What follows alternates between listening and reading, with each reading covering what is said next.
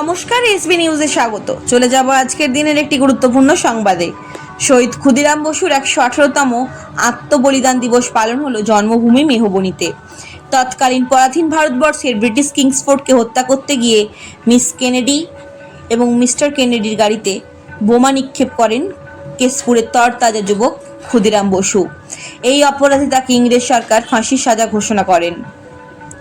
অবিভক্ত মেদিনীপুর জেলার কেশপুর ব্লকের অন্তর্গত মেহবনী গ্রামে জন্মগ্রহণ করেছিলেন তিনি। পিতা তৈলক্যনাথ বসু, মাতা লক্ষ্মীপ্রিয়া দেবীর পরিবারের কনিষ্ঠতম পুত্র ক্ষুদিরাম বসু। ছোট থেকেই দেশের প্রতি তার প্রাণ উদ্বুদ্ধ ছিল। ভারতবর্ষের স্বাধীন করার জন্য তিনি নিজের আজীবনকে নিয়োগ করেছিলেন। অবশেষে ইংরেজ সরকারের নির্দেশে 1908 সালের 11ই আগস্ট ভোর 5টার সময় বিহারের মুজফ্ফরপুর জেলতে তার ফাঁসি হয়। দেশের জন্য মাত্র 18 বছর বয়সে তিনি প্রাণ বিসর্জন দেন। ভারতবর্ষের স্বাধীন হওয়ার পরই 11ই আগস্ট গোটা ভারতবর্ষের পাশাপাশি কেশপুরের মেহবনীতে যথাযথ মর্যাদায় শ্রদ্ধার সঙ্গে শহীদ দিবস পালন করা হয়ে আসছে। বর্তমানে পশ্চিমবঙ্গ সরকারের উদ্যোগে ক্ষুদিরাম উন্নয়ন পর্ষদ গঠিত হয়েছে মেহবনীতে। পশ্চিমবঙ্গ সরকার তথা সাংস্কৃতিক দপ্তরের উদ্যোগে এবং কেশপুর ব্লক ও জেলা প্রশাসনের সহযোগিতায় শ্রদ্ধার সঙ্গে শহীদ দিবস পালন করা হলো। শহীদ ক্ষুদিরাম বসুর মূর্তিতে মাল্যদান করেন পঞ্চায়েত ও গ্রাম উন্নয়ন দপ্তরের প্রতিমন্ত্রী শিউলি সাহা, মন্ত্রী শ্রীকান্ত মাহাতো, পশ্চিম মেদিনীপুর জেলার জেলাশাসক খুরশেদ আলী,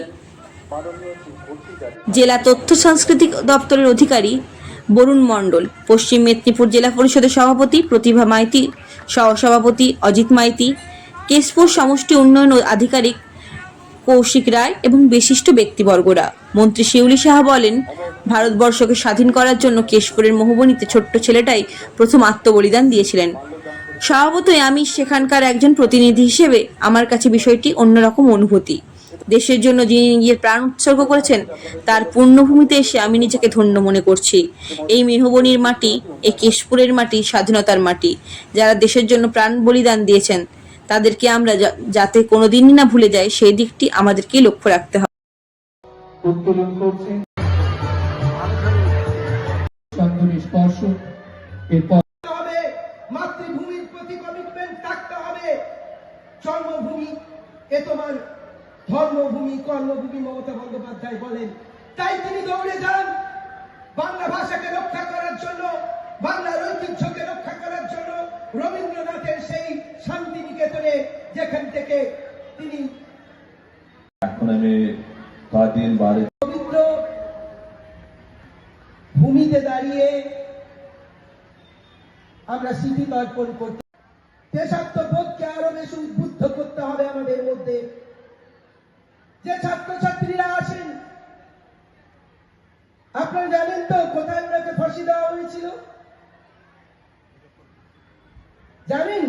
হাত তুলে একজন বলুন তো, কোথায় ক্ষুদিরামকে ফাঁসি দেওয়া হয়েছিল? জানতে হবে, পড়তে হবে। আজকের 11ই আগস্ট ক্ষুদিরামের জন্মদিন কবে? হাত তুলুন, মেয়েরা হাত তুলুন। জানেন? লজ্জা পাচ্ছেন। 3রা ডিসেম্বর 1889, 1889